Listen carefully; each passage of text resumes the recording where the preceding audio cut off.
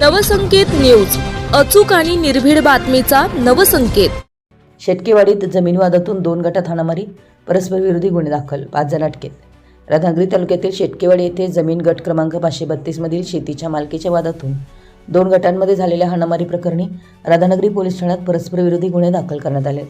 या प्रकरणी एका गुन्ह्यात 5 जणांना अटक करण्यात आली असून दुसऱ्या गुन्ह्याचा तपास सुरू आहे।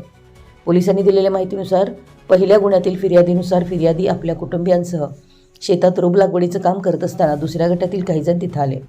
संबंधित जमिनीच्या मालकीवरून वाद निर्माण झाला आणि त्यानंतर दोन्ही बाजूंमध्ये शाब्दिक वाद होऊन मारहाणीच्या घटना घडल्याचा आरोप फिर्यादीत करण्यात आला आहे।